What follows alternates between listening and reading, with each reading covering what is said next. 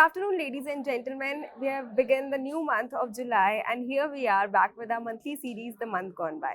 We have with us our industry expert, Mr. Arun Malhotra, who's been in the industry for over 3 decades now, working across different managerial roles in different OEMs, including Maruti Suzuki, Bajaj Auto, Mahindra, and Mahindra. His last corporate stint was with Nissan Motor Corporation as the managing director in 2018.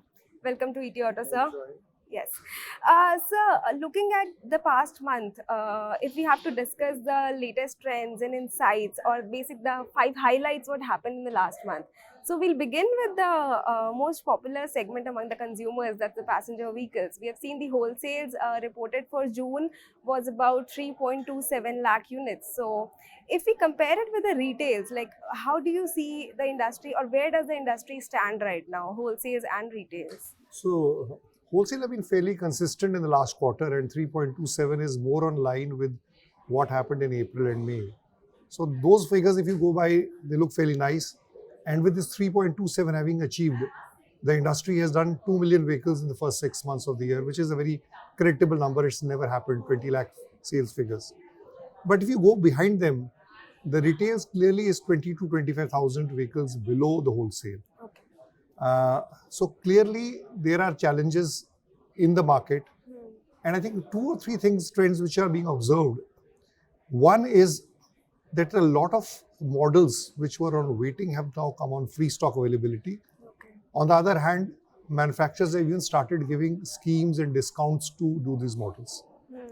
A number of the models which had very high bookings, their also booking is going down, and sometimes the booking figures being bandied about may look large, but one must take it with a caveat that includes a lot of multiple bookings, inflated bookings, which tend to disappear when the booking disappears. So effectively, with production being good, semiconductor supply being good, availability is much better, and stocks have started building up at the dealership. Yeah. So we have like this trend we have been seeing for the 3-4 years of SUVs, you know, how the market is moving towards SUVs. OEMs are also only bringing up SUV models in the market. Sedans is also on a different tangent. But if we see the hatchbacks or the small cars, you know, they are the biggest sufferers, probably we can say, or you know. So the market is moving. I mean, the average vehicle price that the consumer is buying, that has also gone up over the years. Earlier, it used to be like I believe like 3-4 lakh. Now it's like almost above 5 lakh. So where do you think that consumer is going? Who used to buy a car for a 3 lakh or a 4 lakh? I mean, are they moving to higher priced SUVs, or are they not entering the markets? Like, what is happening there? So very interesting question. There are a lot of facets to it. One is clearly this preference of customers towards SUV, which is also making a lot of manufacturers, new models which are coming are more in the SUV, whether maybe in the compact SUV or the medium SUV. So effectively these models start from 7-8 lakhs and go up to 20-30 lakhs. So the average ticket size has gone up to something like 9 lakh rupees or 10 lakh rupees, which used to be 5-6 lakhs before. Right. So, and the sufferers, I won't call them the sufferers, I will call them who are adversely impacted, are the sedans, the hatchback, and the entry-level models. One interesting data point I would like to flag out, 5 lakh, below 5 lakh, which used to contribute 25% of the market 4-5 years back. Last month, if you analyze the data, I've analyzed it, it only contributed 3% of the volume. Of the 3,20,000, only 3% came from vehicles which were below ex-showroom price of 5 lakhs. That's a big drop. So that's a big drop. Now, the question you asked clearly is that if this drop is so large, that 5 lakh is going to become the starting point because only 3% is below, why is it happening? Or where is that customer going? Because the industry is not faring all that badly. One, clearly people are upgrading to SUVs. Yeah. So the moment they upgrade to SUVs, the price point goes up. There are more features getting incorporated in the vehicles, which adds value. There are a lot of emission norms, a lot of regulatory norms, safety norms, which are being incorporated in the vehicle. That also increasing the prices. So a lot of customers are also jumping up. That means they are bypassing this entry-level segment. And in the entry-level segment, there is not much excitement. There are no new model launches which is happening. So the new entry level is now 6 lakhs, 7 lakhs. Right. That's one point of it.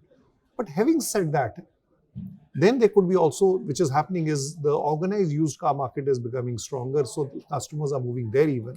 But I still like to say that entry level, that buyer who was upgrading from two-wheelers or who didn't have money in his pocket, that customer is not coming to passenger vehicle. Because if we had entry level vehicles at 3 lakhs just 4 years back, and now it is 5 lakhs, the increase is to the tune of substantial, about 50 to 60%. So that is getting missed out, and which is actually the pyramid of the structure. So in the long term size of the market, this will have a role to play. Okay. So today GST is same, all the emission norms, all the new norms are same on everybody. So the entry level vehicles have these higher things. So that's the challenge area which you see. So everything cannot move on to higher up, which is a good sign that the market is maturing. But you still need the entry level, which is a challenge area. Yeah.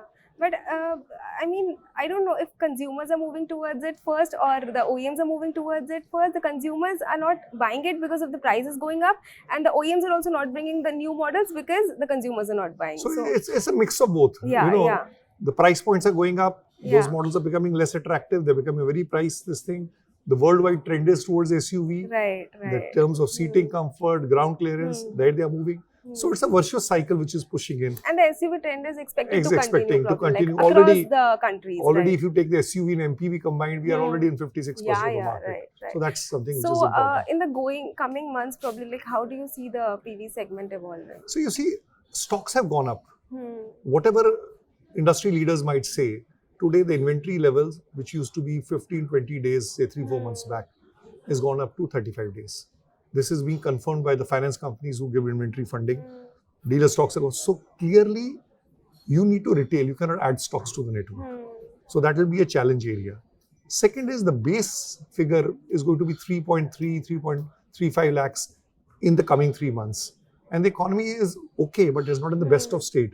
So effectively, growth will be difficult. We had 9% growth in the first quarter, but coming now, even to get that 6-7% growth is a challenge. And if you remember, June, the growth was only 2-3%. So effectively, we are in more challenging times.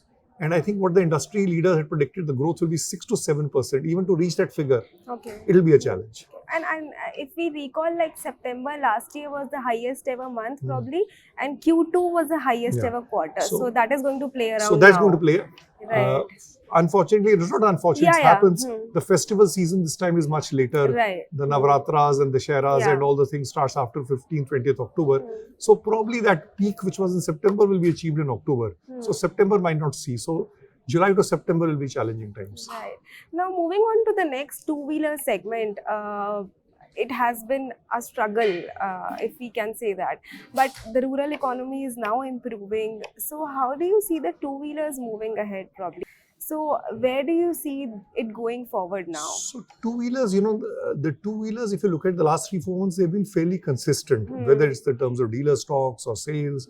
Although May figure was higher, May is a more seasonal month in terms of more marriages, more festivities.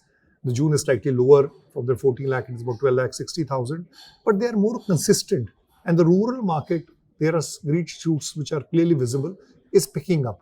But I won't call it phenomenal pickup. There is a pickup. But the challenge in the two-wheeler will remain is the entry level.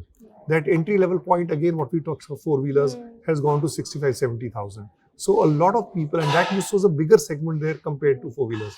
So that impact will remain. But having said that, it will consistently, it's gained about 8-9%, probably it will gain 10-12%. Probably difficult to gain 10-12% because there also the base impact will go. But it's more consistent.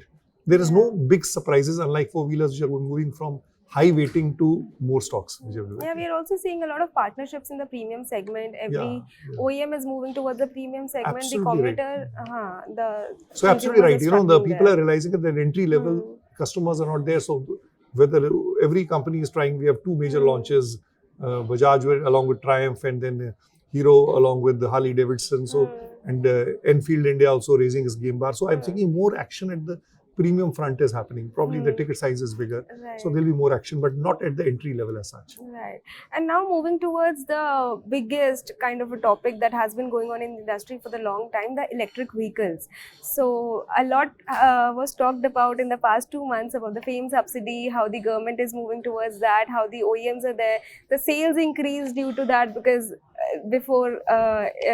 just before it was going to be stopped. So how do you see the EV scenario right now? Probably if you could like share a gist there in the two-wheelers and the passenger vehicles, starting with the two-wheelers. So two-wheeler, four-wheelers, totally different. They're different games. Yeah. One is baseball, one is cricket, so there's no relationship the way the markets are behaving. Now, two-wheelers, we had discussed last month, we had record numbers. Yeah. But that record number was on account of the FAME subsidy being withdrawn, people trying to push buying stocks earlier, people trying to buy vehicles earlier. So you had this record figure of 1,05,000. And it was predicted, expected, I had said in my last monthly interaction, it will come down. But I didn't expect it to come that much down. So it was only 45,000 this month. Right. So if you take the average of the 2 months, it's 75, 80,000. I think the challenge, the way I see it today, this momentum which is happening on EV two-wheelers across time, with the subsidy going down, a lot of manufacturers being excluded, whether we'll be able to even reach that figure of 80,000 in the next quarter per month. Okay. Or are we going to first time going to see a stabilization or a stagnation on EV two-wheeler sales? Because there are a lot of challenges. People don't know what will happen on the subsidy. One, that it is reduced. When it will go to zero, there is no clarity. It can happen in March or it can happen even earlier. Some companies have to put the charging unit along with in the 1.5 lakh fixed, which 1.5 lakh was fixed 5 years back. Yeah. So there is a lot of complexities, confusions, chaos in the EV two-wheeler, which doesn't bode very well for it. The long-term picture may be good, right. But we were talking of 10% achieving contribution, the way 5 to 6%, and we're talking of 30% in 2025 and 70% or 80% in 2030. Somehow we need a more transparent or more visible thing so that manufacturers, customers can make up their mind.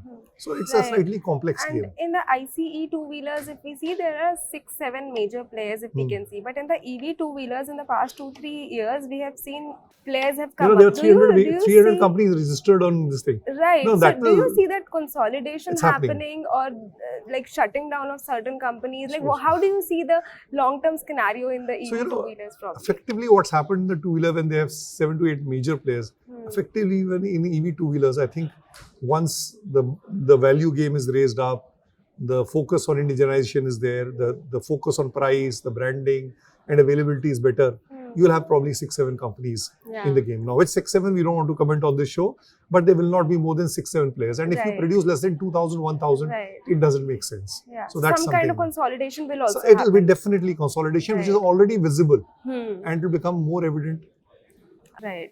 And coming to the electric passenger vehicle segment, like we have seen a lot of sales happening in the luxury premium segment for EVs. A lot of models have also come up in the premium segment. For the mass market, we only have mostly Tata is there and certain other players are there, but most sales, the most share is coming from Tata.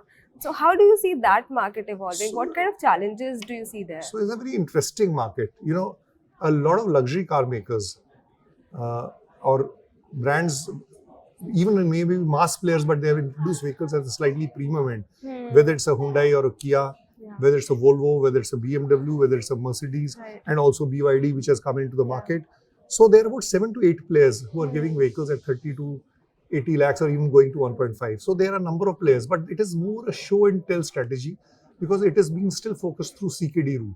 Right. So they are volumes. So a person who's in the luxury thing has a lot of choice, but effectively all those products combined don't make more than 2,000 if you take 7-8 brands.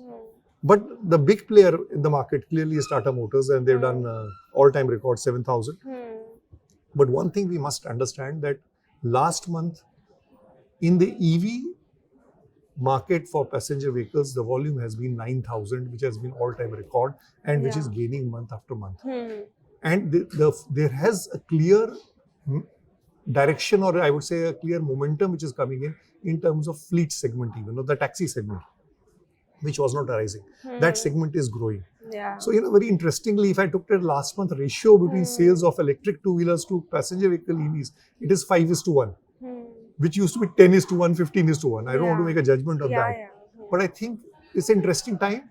But still, I think a lot of mass players and models with that 10 to 15 lakh, which is will be the sweet point, will have to come in to really grow the market. Yeah. But having said that, in this month, the contribution of EV four-wheelers has been to the tune of 2.5%, which was hardly 1.3%. So at one time, we were seeing that percentage 1 here and 7 there, and today we're seeing 2.5 and 5%. So, but again, the picture is changing. That's why I say it's called like a trapeze artist. You have so many twists and turns. It's like one of those nerve-wrilling, thrilling matches which you see in one day or T20s. So that's what it is. But we have to watch the space. Definitely, it's a new industry for the OEMs, for consumers, and absolutely. everybody, right? And I believe by 2025, a lot of new models are going to come up, and a lot of new OEMs are going to enter by then. So that is going to improve. So four-wheelers, yes, definitely they will be the same. But two-wheelers, already players are there. I think there'll be more consolidation. There might be 1 or 2 new players, but effectively we'll have to consolidate about 5-6 people. Right. I think that's all for today. So keep watching ET Auto and stay tuned for all the updates. Thank you.